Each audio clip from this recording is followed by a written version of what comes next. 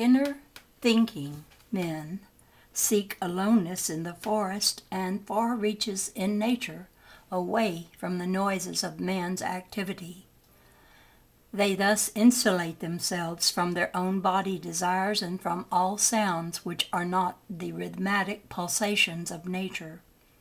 Such aloneness leads to deep meditation and silent prayer. Aloneness invites close communion with God. He who thus seeks God will find Him.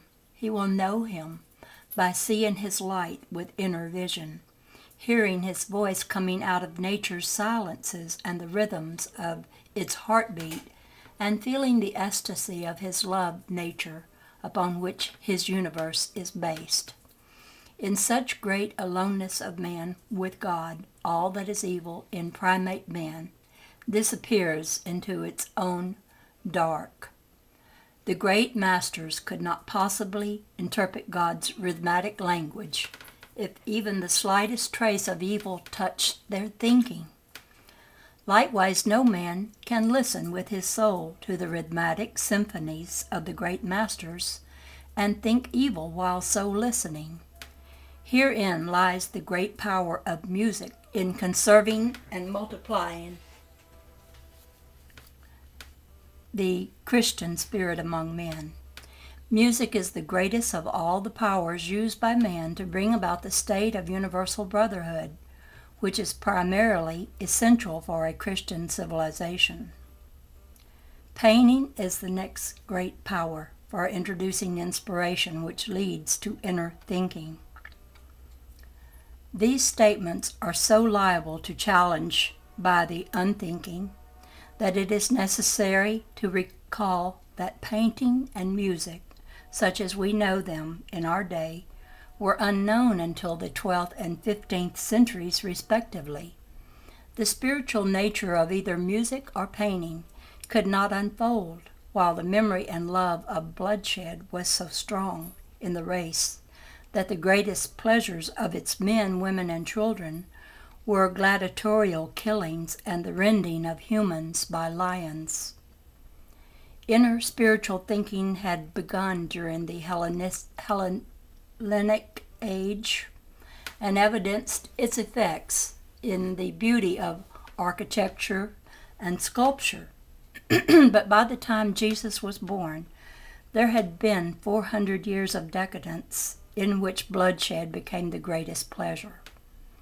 While the human race was in such a primate stage, it could not comprehend God's rhythmic language. His cosmic language could only be comprehended and interpreted by those who were seeking the kingdom of heaven by inner spiritual thinking. This stage of human unfolding had never been reached until Leonardo and Raphael gave the world their interpretations of nature's rhythm in the art of painting. Perhaps it has not occurred to humanity at large that Leonardo and Raphael were the strongest force in reawakening the Christian spirit. The church of that day spoke to men in a language which had no meaning to them. They had no opportunity for comprehension, for Latin words conveyed no meaning to them whatsoever. Leonardo, Raphael, Michelangelo, and many others spoke to the people of that day in God's language of color, rhythms, and forms, which they did understand. Even the most lowly peasant could understand the Last Supper or the Madonna and Child interpretations of numerous followers of Leonardo. Jesus became alive and real to them. The apostles and other figures, which to them were holy, rose before their eyes and filled them with a new hope. Every home became a religious shrine. Jesus and their Blessed Virgin were in their very presence.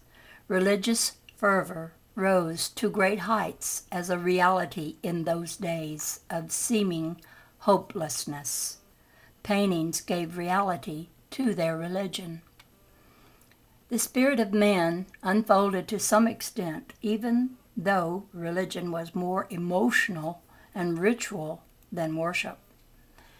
Pagan legend and superstition joined their powers with ignorant man's love of the supernatural to retard its growth. Spiritual men grew, however, against even that resistance, for even religious emotionalism led to desire, and desire for closer contact with God led to prayer, and prayer induced inner thinking. The words of the spiritual teachers of that day were full of fear and evil. The spiritual words of the divine messengers who spoke to people in form, color, and electric rhythms had no fear or evil in them. Fear and evil have no existence in nature. It is impossible to estimate the value of paintings and music to the spiritual unfoldment of man. When one realizes that less than 100 men transformed thousands upon thousands of barbarian stage men into the realms of spiritual consciousness, it should help one to realize the value of every genius to the world. One Beethoven or one Leonardo is worth more in material value to mankind than the value of all the gold and real estate in the world. Yet mankind crucifies genius today as he crucified love 2,000 years ago. It is imperative that you more fully understand why there is such an incalculable power in the masterpieces of world geniuses to transform men from sensuality to spirituality. It is equally imperative that you fully understand what is meant by God's language, which you know as inspiration. All down through man's long ages, God has spoken to man. His silent voice spoke to him first as instinct, then as intuition, and then by inspiration. Inspiration is the language of rhythms, which the genius as fully understands as other people understand the language of words. The final or ultimate means of communication between man and God is the language of light that comes to Christ-conscious man. Chapter 7, Christ Consciousness, further describes this final stage of unfolding. World geniuses who talk to God through inspiration hear only the rhythms of nature. These rhythms are in harmony with the universal heartbeat. They are the 1-2 rhythms of the electric pulsation of God thinking. They are in tune with every action-reaction of nature. That is what is meant by being in tune with the infinite. There are no unbalanced or split rhythms in spiritual nature, such as those which sensual man makes use of for body excitation. The rhythms and attunements of falling waters, or the whispering of soft winds in meadows, or the mighty pounding of the surf on seashore sands, are in tune with the in-breathing, out-breathings of this planet, or the beating of every living heart in the universe.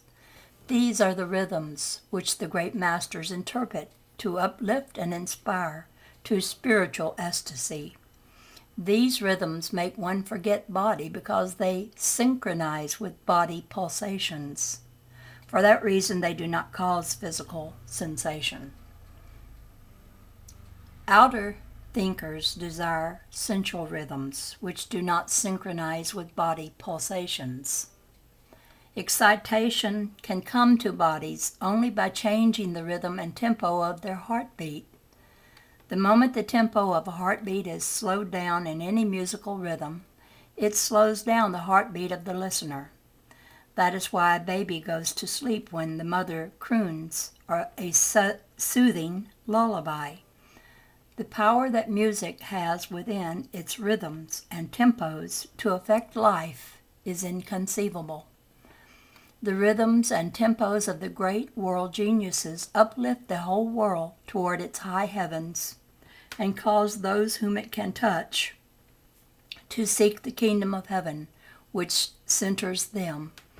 Likewise, the discordant and split rhythms that are not in tune with nature and the heartbeat of man multiply the sensations which the purely physical man seeks as entertainment for his body. However, the 1-2-3 balanced rhythm of the waltz focuses attention upon the body by combining both the spiritual and physical emotions. The third beat, which characterizes the waltz, is in perfect balance with the two and creates the desire for happy movement of balanced rhythms, which combine the physical with the spiritual. Beyond that 3 in musical rhythms, one cannot go without splitting one or all of them. The greater the departure from the balanced rhythms of nature to the syncopated rhythms of man's desire for physical sensation, the greater the possibility of spiritual suppression in favor of physical degradation. The power of music to degrade as well as to uplift is well exemplified in the jazz rhythms and tempos which shriek out their degrading power in raucous sounds that violate nature's rhythms, as the sounds of a busy factory violate its peaceful countryside environment. Sensual men do not appreciate the music which deeply inspires inner-thinking men. They have not sufficiently unfolded as yet to understand it. The power of spiritually inspired music is so great, however, that many thousands are gradually being transformed by oft-repeated renditions. Classical records are being distributed by the hundreds of thousands, and their effect is one of the most hopeful signs of the times, as well as being one of the greatest demonstrations of the power of music to transform sensual thinkers to spiritual thinkers. The greatest passion of every genius is to give to all the world treasures of heaven that have been given to him. A Beethoven, Mozart, Leonardo, or Tennyson could not possibly withhold his treasures unto himself. Having become aware of their oneness with their Creator, who gives freely of all he has, and without motive, they also must give freely and without motive. The reward motive, which is so characteristic of those who are sense-dominated, does not exist in nature. Giving in nature creates a vacuum that can be filled only by a balanced re-giving. Giving in nature is the first half of every electric cycle. It is an impossibility in nature for one half of an electric cycle to remain uncompleted. It must complete itself. It cannot do otherwise. It must void itself by its own balancing counterpart. No one can give, therefore, without a cosmic certainty of being equally re-given. For that reason, the reward motive in nature is not a part of God's plan. For the same reason, it is very difficult for the genius to live in a material world. He must live, however. He must bargain with those who would buy from him. He must sell that which is his greatest happiness to give. It is against his very nature to be compelled to do that. It sickens his very soul, for he is fully aware that he has been born ahead of his time and is compelled to live always in two worlds. His great recompense, however, is the fact that he can always escape from the outer world of material things and live in his own inner world of the spirit, where he can commune with God to his heart's content and forget all things else, especially his body.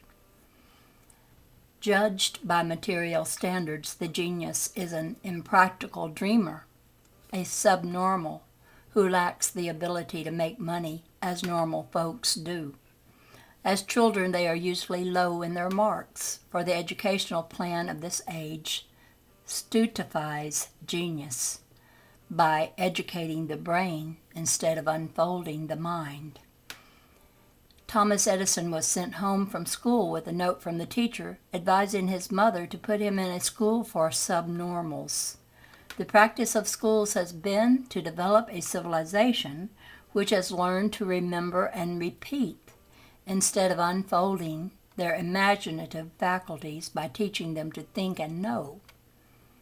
The intelligence test for high school scholarship marks is based upon how many questions one can answer. To attain great heights in that respect, one has to have a photographic memory, which outward sense thinkers readily develop. It is impossible, however, for anyone to have a photographic mind. That is why a genius is often considered stupid in school. A great many children are utterly ruined by this process. They may really be the brightest children in the school, with strong creative abilities that a few years of suppression of their creative faculties ruin for world purposes. Information is not knowledge. It is of no importance whatsoever that one should remember the date of Caesar's death or the date of the Battle of Waterloo. One might be able to answer every question in the encyclopedia and yet have no knowledge.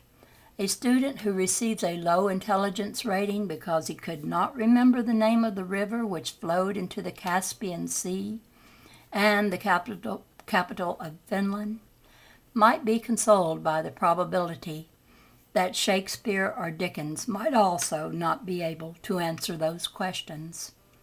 Under such a memory system, the boys who have the greatest initiative, imagination, and resourcefulness could be judged the most stupid, while the plodder with a photographic memory and no initiative could be judged the brightest. Information might be likened to food, which will nourish a body when it has been digested and enters the bloodstream. Information can lead to knowledge, and when digested through reasoning and mind thinking, but as long as it is only brain recording, it is of no value to creative expression. To remember and repeat through experimentation, reasoning, and assembling other brain recordings of observed effects does not constitute knowledge. It but indicates cleverness. This highly technical world of many skills is very much more the result of great cleverness in the assembling of observed effects of motion.